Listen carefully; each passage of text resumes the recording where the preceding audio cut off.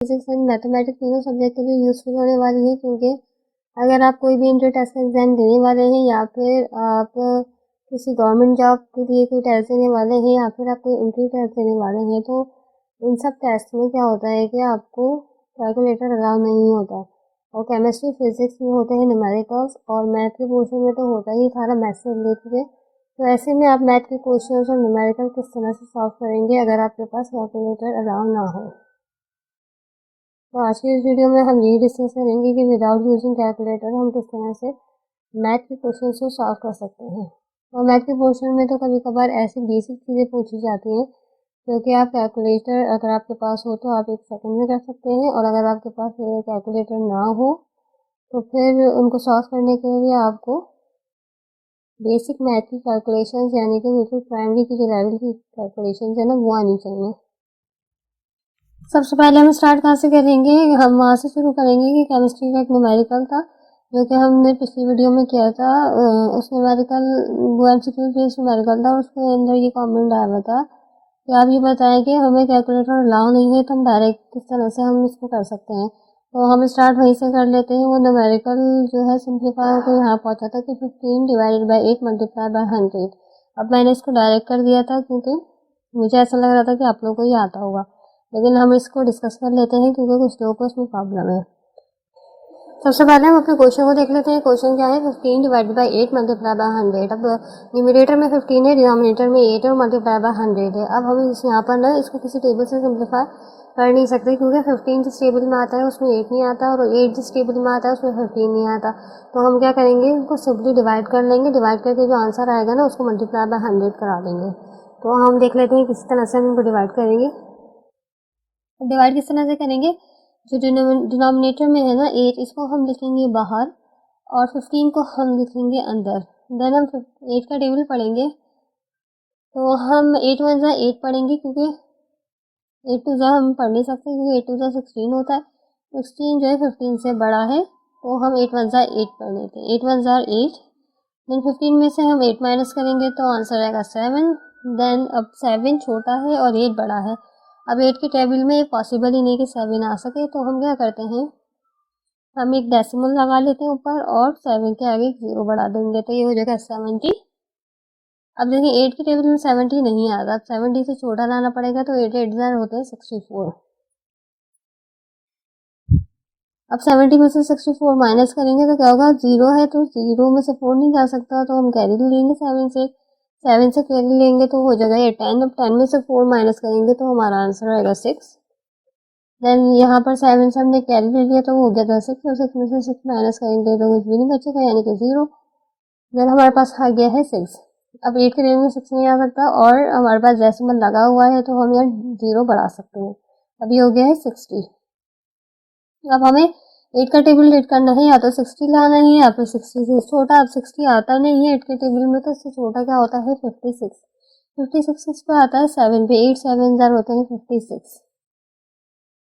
अब क्या नाम है, 60 में से माइनस कर देंगे हम 56, तो 0 में से 6 नहीं जा सकते, हम कैरी ले लेंगे तो 10 हो जाएगा। 10 में से 6 माइनस करेंगे तो 4 बचेगा। देन 6 से हमने कैरी ले लिया तो वहाँ 5 हो गया वो, तो 5 में से 5 जाएंगे 0 बचेगा।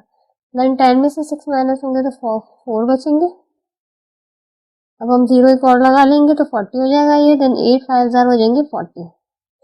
40 में से 40 माइनस हो गए तो कुछ नहीं बचेगा, तो हमारा आंसर क्या आ रहा है 1.875। 1.875 आ रहा है। देन इसको हम क्या करेंगे, मल्टीप्लाई बाय 100 जो कि हमारा ऊपर क्वेश्चन था। अब मल्टीप्लाई बाय 100 करने से क्या होगा कि जो हमारा डेसिमल है ना 1.8 है, तो ये डेसिमल जो है ना 2 डिजिट आगे ले जाए आप, क्योंकि 100 से मल्टीप्लाई कराना है तो ये हो जाएगा 187.5। ये हो जाएगा हमारा आंसर। बस ये इतनी सी सिंप्लीफिकेशन है, आपको ये आनी चाहिए, बस आपने डिवीजन आनी चाहिए सिंप्लीफिकेशन में, मल्टीप्लिकेशन, एडिशन और सब्ट्रैक्शन, और ये भी आना चाहिए कि अगर आपको एक परसेंटेज दे दी जाए और बोला जाए कि इसको फ्रैक्शन में कन्वर्ट करें या फिर इसको डेसिमल में कन्वर्ट करें, तो ये भी आना चाहिए। अभी हम डिस्कस करते हैं। नेक्स्ट प्रॉब्लम हमारे पास है कि 50% और ऑप्शन दिए हुए हैं 1/2, ऑप्शन बी है 2/1 और ऑप्शन सी है 1/3। तो बेसिकली इस क्वेश्चन में करना क्या है कि सिर्फ परसेंटेज को हमने फ्रैक्शन में कन्वर्ट करना है। तो हम किस तरह से करेंगे इसको, 50 डिवाइडेड बाय 100 लिख देंगे। अब 100 कहाँ से आई है, हमने जब परसेंट का साइन हटाया तो हम डिनोमिनेटर में 100 लिखेंगे। अब क्या करना है, हमें इसको सिंप्लीफाई करना है। तो हम 0 से 0 कैंसिल कर देंगे, तो हमारे पास क्या बचेगा, 5/10। अब हमने ना यहाँ पर कोई ऐसा टेबल रीड करना है जिससे ये 5 और 10 जो है वो क्रॉस हो जाए, यानी कि हमने ऐसा टेबल रीड करना है जिससे ये दोनों क्रॉस हो जाए। तो हम 5 1 5 5 2 10 पढ़ लेंगे, तो हमारा आंसर आ रहा है 1/2। तो ऑप्शन ए जो है वो हमारा करेक्ट है। अच्छा, अगर आपको ये दिया जाए कि इसको परसेंटेज के बजाय इसको डेसिमल में कन्वर्ट करें, तो अभी जो 1/2 है ना, इसको भी फर्दर डिवाइड करेंगे तो ये डेसिमल में कन्वर्ट हो जाएगा। वो किस तरह से होगा कन्वर्ट, 2 को आप बाहर लिखेंगे क्योंकि डिनोमिनेटर में है, और 1 को अंदर लिखेंगे। देन 2 के टेबल में 1 नहीं आ सकता तो एक डेसिमल लगा लेंगे और 1 के आगे 0 बढ़ा देंगे। देन 2 5 10 हो जाएंगे। तो हमारा आंसर क्या आएगा, 0.5। अगर आपको यहाँ पर डेसिमल में कन्वर्जन दी जाए तो आप इस तरह से करिएगा, तो फ्रैक्शन आने के बाद उस फ्रैक्शन को डिवाइड कर देंगे तो आपको बस डेसिमल में आंसर आ जाएगा। देन एक और क्वेश्चन हम डिस्कस कर लेते हैं कि 2/5 जो है वो किसके इक्वल होगा। ऑप्शन ए है 40%, ऑप्शन बी है 4% और ऑप्शन सी है 400%। तो हम इसको सॉल्व करके देख लेते हैं। 2/5 है तो हम इसको पहले डिवाइड कर लेंगे क्योंकि फ्रैक्शन है। 5 को हम बाहर लिखेंगे, डिनोमिनेटर में है, और 2 अंदर। देन 5 के टेबल में 2 नहीं आता क्योंकि 2 छोटा है, तो हम क्या करेंगे, डेसिमल लगा लेंगे और 0 बढ़ा देंगे। देन 5 4 हो जाते हैं 20। तो हमारा आंसर क्या आ रहा है, 0.4। अब 0.4 आ रहा है, अब इसको परसेंट में कन्वर्ट करने के लिए हमें क्या करना पड़ेगा, 100 से मल्टीप्लाई कराना पड़ेगा।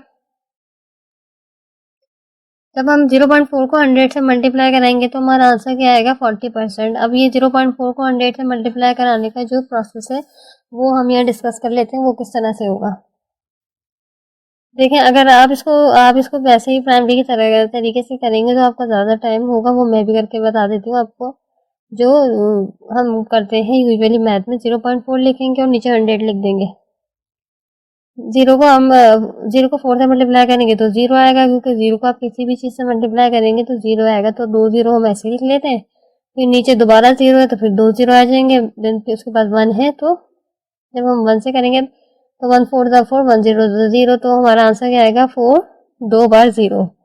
अब देखें यहाँ पर हम डेसिमल किस तरह से लगाएंगे, हम देख सकते हैं कि ऊपर 0.4 है ना, तो एक डिजिट के बाद डेसिमल है, तो यहाँ पर भी हम राइट साइड से कैलकुलेट करते हुए आएंगे। एक डिजिट के बाद हम यहाँ पे डेसिमल लगा लेंगे और परसेंट लगा देंगे।